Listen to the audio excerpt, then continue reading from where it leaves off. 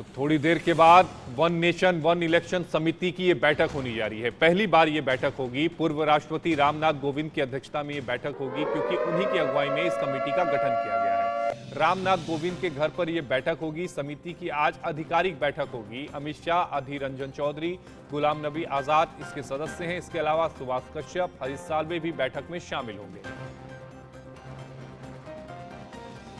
समिति की आज पहली बैठक होगी। पहले हालांकि अधीर रंजन चौधरी ने इससे अपने आप को किनारा किया था और उन्होंने कहा था कि वो इस बैठक में शामिल नहीं होंगे, वो इस टीम का हिस्सा नहीं बनेंगे, लेकिन बाद में उनकी तरफ से आया कि नहीं, वो इस बैठक में शामिल होंगे। तो आज पहली बैठक होने जा रही है। बेहद अहम ये बैठक है, क्योंकि वन नेशन वन इलेक्शन को लेकर ये समिति की बैठक होने जा रही है।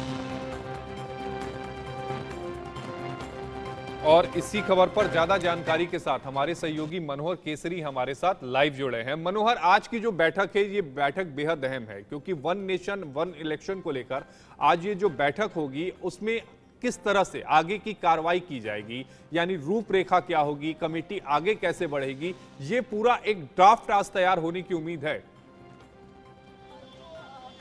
देखिए, बिल्कुल आशीष, सबसे पहले मैं अपडेट कर दूं कि केंद्रीय गृह मंत्री जो कमेटी के मेंबर हैं अमित शाह, वो रामनाथ कोविंद के घर पर पहुंच चुके हैं। उनके साथ केंद्रीय कानून मंत्री जो स्पेशल इनवाइटी के तौर पर इस कमेटी में शामिल हैं, वो अमित शाह के साथ अर्जुन राम मेघवाल भी पहुंचे हैं। और साथ ही साथ अभी इंतजार किया जा रहा है, क्योंकि यहाँ पर देखिए हलचल काफ़ी तेज हो गई है। जो कमेटी के सदस्य हैं 8 सदस्य, उनका आने का सिलसिला शुरू हो गया है।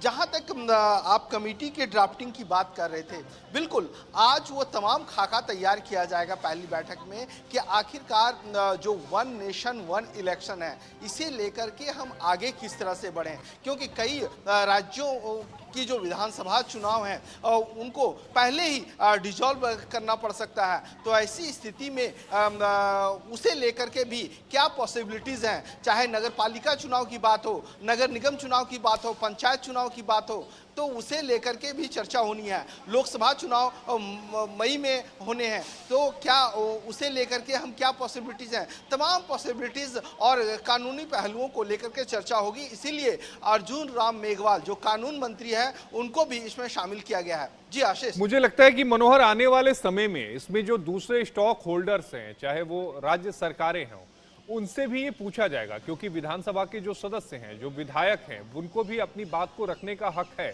ये इतना आसान दिख नहीं रहा है जितना आसान ये है। दिख बहुत आसान रहा है कि आज मीटिंग होगी, लोगों के मन में ये है कि जल्दी से हो जाएगा, लेकिन मुझे नहीं लगता कि ये राह इतनी आसान है। इसमें एक लंबा समय लगेगा, क्योंकि सभी जो स्टॉक होल्डर्स हैं सभी से पूछा जाएगा। देखिए, बिल्कुल आपने सही कहा, क्योंकि अगर हम राज्य सरकारों की बात करें तो दो इशू है। एक विधानसभा को लेकर के गवर्नर को पत्र लिखना पड़ेगा, वहाँ की जो सरकार है वो कैबिनेट की बैठक बुलाएगी, फिर डिसॉल्व की बात होगी।